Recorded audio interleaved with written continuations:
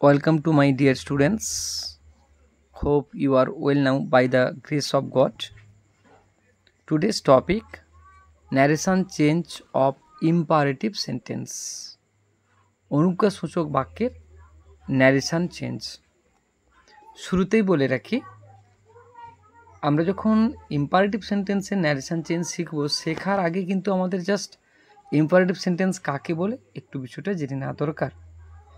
Imperative sentence যে সেন্টেন্সের দ্বারা আদেশ, অনুরোধ, উপদেশ, নির্দেশ কিংবা প্রস্তাব দেওয়া বোঝায় তাকে ইম্পারেটিভ সেন্টেন্স বলে।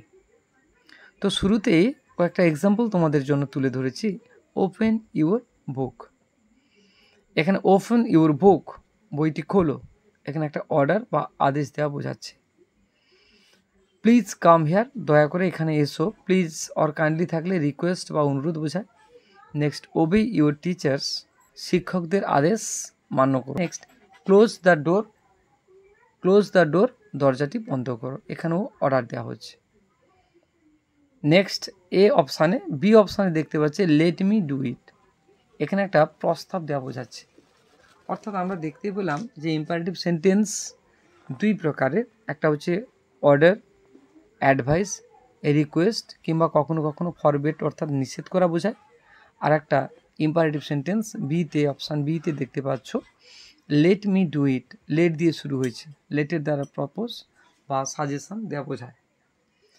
এই দুই প্রকারের ইম্পারেটিভ সেন্টেন্সের গঠন থাকার কারণে কিন্তু ইম্পারেটিভ সেন্টেন্সের ন্যারেশন চেঞ্জকে দুই ভাগে ভাগ করা হয়েছে। ওকে, তোমরা যদি পরবর্তী যে রুলসটা আমি তোমাদের জন্য আজকে তুলে ধরতে চলেছি তা একটু ফলো করো, তাহলে বুঝতে পারবে। ইম্পারেটিভ সেন্টেন্স এই রিপোর্টের স্পিচ দুই প্রকারের, তাই ইম্পারেটিভ সেন্টেন্সের ন্যারেশন চেঞ্জকে আমরা দুই ভাগে ভাগ করেছি বা একে দুই ভাগে ভাগ করা হয়েছে। এগুলি হলো রিপোর্টের স্পিচের শুরুতে লেট না থাকলে, আর বিতে রিপোর্টের স্পিচের শুরুতে লেট থাকলে। ওকে, তো তোমাদের জন্য আজকে যেটা আমি আলোচনা করতে চলেছি, রিপোর্টের স্পিচের শুরুতে লেট না থাকলে কেমন আমরা ন্যারেশন চেঞ্জ করব। রুল নাম্বার 1, রিপোর্টের স্পিচের অর্থ অনুযায়ী reporting verb order, advice, request, set, told, ফরবেট, forbid ভার্বের পাস্ট ফর্ম হচ্ছে ফরবেট, নিষেধ করা বোঝালে ইত্যাদি আমাদেরকে প্রয়োজন অনুযায়ী ব্যবহার করতে হবে।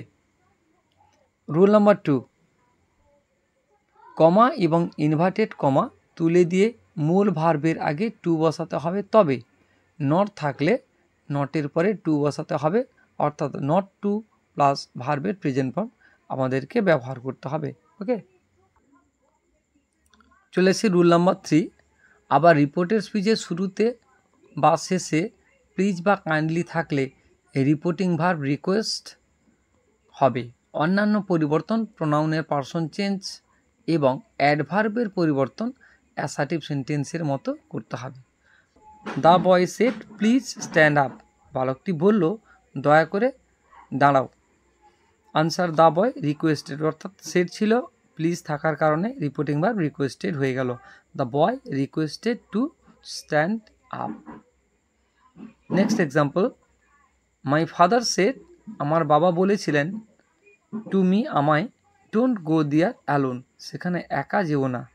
মাই ফাদার, এখানে রিপোর্টের স্পিচে দেখতে পাচ্ছি ডোন্ট নেগেটিভ আছে, অর্থাৎ নেগেটিভ থাকলে ফরবেড ব্যবহার করতে পারো। My father forbade me to go there alone. Okay, তবে মনে রাখবে যে ফরবেড ব্যবহার করলে নট বসবে না। মনে রাখার বিষয়, ফরবেড ব্যবহার করলে নট বসবে না। পরের একটি example, the old man said don't run in the সান, বৃদ্ধ লোকটি বললেন রৌদ্রে দৌড়াদৌড়ি করিও না। এটা কিন্তু একটা অ্যাডভাইস দেওয়া বোঝাচ্ছে, তাই the old man advised not to run in the sun. অথবা দ্য ওল্ড ম্যান ফরবেড, এই ফরবিড ভার্বের পাস্ট ফর্ম ফরবেড করে দিয়েছি, the old man forbade to run in the sun. Okay, এভাবে তোমরা এই রিপোর্টের স্পিচের শুরুতে লেট না থাকলে উপরে উল্লিখিত রুলসগুলোকে তোমরা ব্যবহার করে ন্যারেশন চেঞ্জ করতে পারো। এরপরে চলে আসছে রুল নাম্বার 2, রিপোর্টের স্পিচটির শুরুতে লেট থাকলে, রিপোর্টের স্পিচটির শুরুতে লেট থাকলে এবং লেটের দ্বারা যদি প্রস্তাব দেওয়া বোঝায়, লেটের দ্বারা যদি প্রস্তাব দেওয়া বোঝায়, তাহলে রিপোর্টিং ভার্ব প্রপোজ বা সাজেস্ট হয়। 2 নম্বর নিয়ম, কমা এবং ইনভার্টেড কমা তুলে দিয়ে লিঙ্কার হিসেবে দ্যাট বসাতে হবে। কমা এবং ইনভার্টেড কমা তুলে দিয়ে লিঙ্কার হিসেবে দ্যাট ব্যবহার করতে হবে। রুল নাম্বার 3, তারপর লেটের পরে থাকা কর্মের রূপটিকে কর্তার রূপে পরিবর্তন করতে হবে। লেটের পরে থাকা কর্মের রূপটিকে কর্তার রূপে পরিবর্তন করতে হবে। 4 নম্বর নিয়ম, এরপর লেটকে তুলে দিয়ে এর পরিবর্তে কর্তার পরে, লেটের পরিবর্তে কর্তার পরে শুড বসাতে হবে। এই প্রসঙ্গে তোমাদের বলে রাখি, যখন ইম্পারেটিভ সেন্টেন্সে রিপোর্টের স্পিচের শুরুতে লেট তোমরা দেখতে পাবে, খেয়াল রাখবে লেটের পরে সবসময় অবজেক্টিভ কেস হয়, অর্থাৎ কর্মের রূপটি বসে। তুমি লেট তুলে দেওয়ার সঙ্গে সঙ্গে তোমাকে অবশ্যই লেটের পরে কর্তার রূপটা বসাতে হবে, তারপর তার প্রোনাউনের পার্সন চেঞ্জ করতে হবে, ঠিক অ্যাসার্টিভ সেন্টেন্সের নিয়মের মতো করে। চলে আসছি example. He said to me let's, অর্থাৎ let us go for a morning walk. তাহলে আমি রিপোর্টিং ভার্ব কী ব্যবহার করেছি রুলস হিসেবে, সেট টু ছিল, তুলে দিয়ে প্রপোজড টু ব্যবহার করেছি। তাহলে হি propose to me, comma inverted তুলে দিয়ে আমি লিঙ্কার হিসেবে দ্যাট ব্যবহার করেছি। 3 নম্বর নিয়ম, প্রোনাউনের পার্সন চেঞ্জ, আস ছিল, ফার্স্ট পার্সন থাকলে বক্তার পার্সন হয়, সেই অনুযায়ী থার্ড পার্সনে প্লুরাল নাম্বারে হয়ে গেছে। 4 নম্বর হচ্ছে কর্তার পরে শুড বসিয়েছি এবং অন্যান্য পরিবর্তন অ্যাসার্টিভ সেন্টেন্সের মতো করে বাক্যের শেষে ফুল স্টপ দিয়েছি।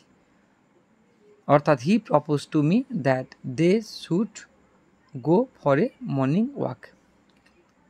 এখানে বিশেষ মনে রাখার বিষয় রয়েছে, নোটা বেনি, লেটের দ্বারা অনুরোধ প্রকাশ করলে রিপোর্টিং ভার্ব তখন রিকোয়েস্ট হবে।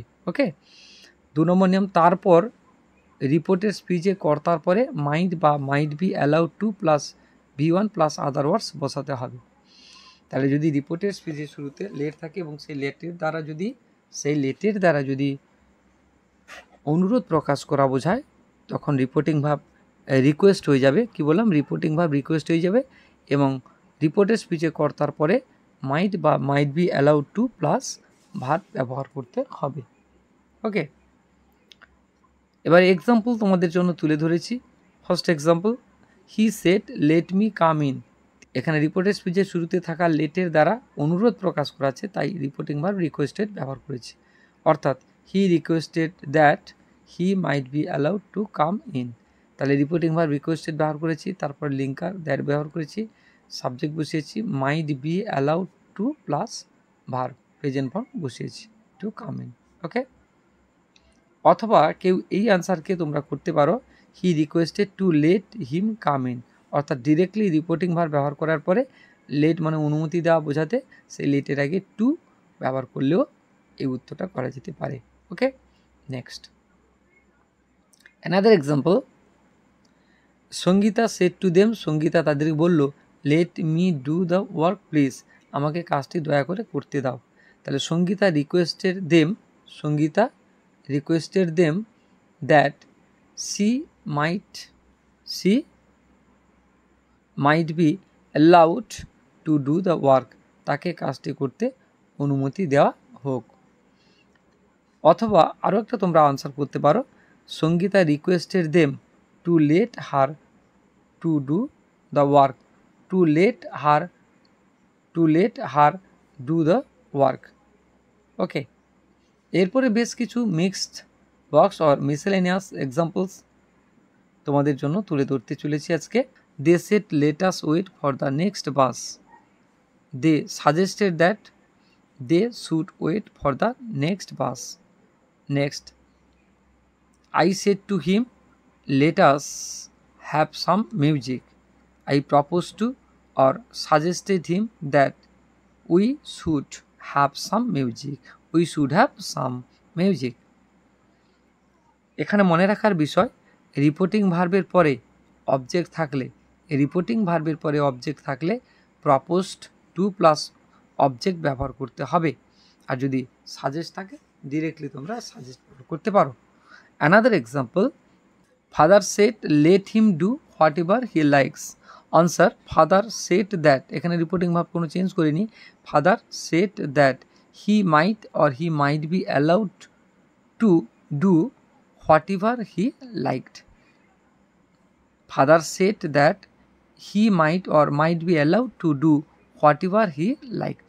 এভাবে তোমরা প্র্যাকটিস কন্টিনিউ করো, তবে অবভিয়াসলি যখন মনে পড়বে না, রুলসগুলোকে একটু একটু করে ফলো করলেই তোমরা প্রপারলি এই ইম্পারেটিভ সেন্টেন্সের 2 টাইপস অফ ন্যারেশন অবভিয়াসলি শিখতে পারবে।